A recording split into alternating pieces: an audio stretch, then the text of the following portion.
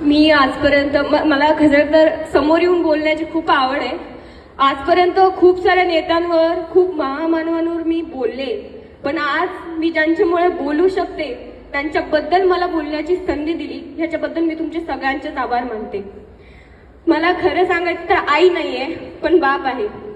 आपण खूपदा बघितलं की आई दोन्ही कर्तव्य निभावते, पण माझ्या बाबतीत जरा उलट आहे.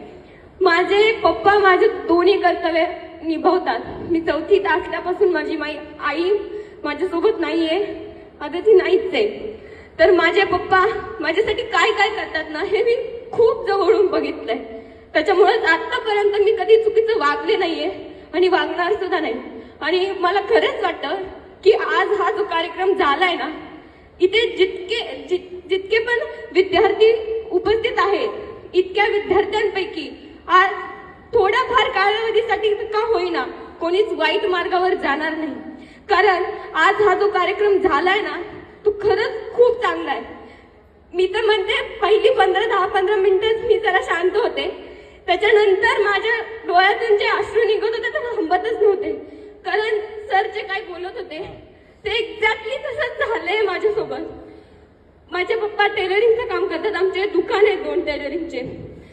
तर सर तुम्ही ते टाचाचं सांगितलं, माझे पप्पा दिवसभर उभे असतात आणि खरंच माझ्या पप्पांच्या टाचा मी बघितल्या की इतक्या कठीण झालेल्या त्या, त्याला हात लावला तरी त्याच्यात कुठला सॉफ्टनेस नाही. आणि माझे पाय बघते, माझ्या पायाला एक सुद्धा स्क्रॅच नाहीये. ह्याच्यावरूनच कळतं मला की माझ्या पप्पांचं माझ्यावर किती प्रेम आहे आणि ते माझ्यासाठी किती करतात. आणि आज हा कार्यक्रमामुळे खरंच मला त्याची ओळख झाली. आईची तर म्हणजे किंमत आहे मला, पण काय करू, आईचं प्रेम कधी मिळालंच नाही मला. पण ना, मला त्याचं दुःख नाहीये, कारण माझ्या पप्पांनी मला कधीच माझ्या आईची आठवण नाही येऊ दिली. आणि ह्याच्यासाठी मी त्यांचे आयुष्यभर ऋणी राहील. आणि ह्याच कारणामुळे मी कधी सुद्धा त्यांना मान खाली घालून घ्यायची वेळ नाही येऊ देणार.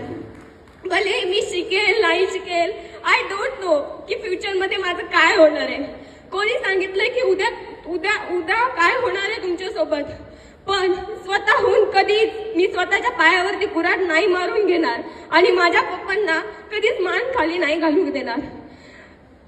माझी आज ओळख सचिन बोराडे यांची मुलगी म्हणून आमच्या गावात आहे, बोराड्याची मुलगी म्हणून.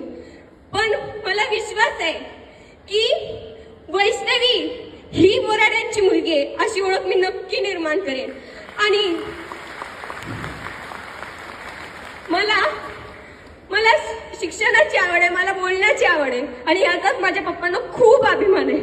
माझे पप्पा मला म्हणतात की म्हणजे मी मराठी मीडियमची स्टुडंट आहे, सो मला इथं आल्यानंतर काही कळत नव्हतं. तुम्ही पप्पा म्हणजे खूप रडले की पप्पा काय आहे, मला कळत नाही, मला खूप विचित्र फिलिंग येते, सगळे माझ्यापेक्षा खूप चांगले.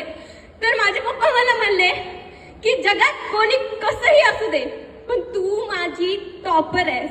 तेव्हा मला इतका विश्वास भेटला की मला असं वाटलं yes I can do it. आणि पप्पा मला म्हणले की you can do it. So हा मंत्र आहे ना, हा तुमच्या सगळ्यांकडे आहे. आणि खरंच खूप भाग्यवान असतात ज्यांना दोघांची साथ मिळते, आई वडील ह्या दोघांचं प्रेम मिळतं. ज्यांना मिळतंय त्यांनी कदर करा. आणि सर जसं म्हणलं तसंच ज्यांना नाहीये त्यांना त्याची किंमत विचारा. मला विचारा ना माझ्या आईची किंमत. मी आणि माझे पप्पा आम्ही दोघंच पुण्यामध्ये राहतो. सकाळी उठल्यापासून मला माझी स्वतःची कामं करावी लागतात, पप्पांची करावी लागतात.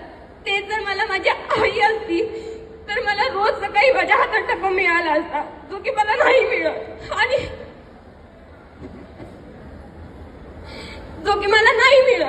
आणि त्याची मी अपेक्षा पण करत नाही, कारण मी जे अन्न शिजवते त्या अन्नासाठी माझे पप्पा खूप कष्ट करतात, खूप मेहनत करतात. आणि माझे पप्पाच नाही, आमच्या दुकानात मिनिमम 15 लोक काम करतात. ती सुद्धा कोणाचे ना कोणाचे वडील आहे आणि ते सुद्धा तितकेच कष्ट करतात जितके माझे पप्पा करतात. त्यामुळे सांगते की स्वतःच्या हाताने स्वतःच्या आई वडिलांची मान खाली जाईन असं वागू नका. मोह प्रेम हे माया हे सगळं खूप थोड्या दिवसांसाठी असतं, खरंच खूप थोड्या दिवसांसाठी असतं. आणि मला असं वाटतं ना की प्रत्येकाला असा एक अनुभव यावा ज्या अनुभव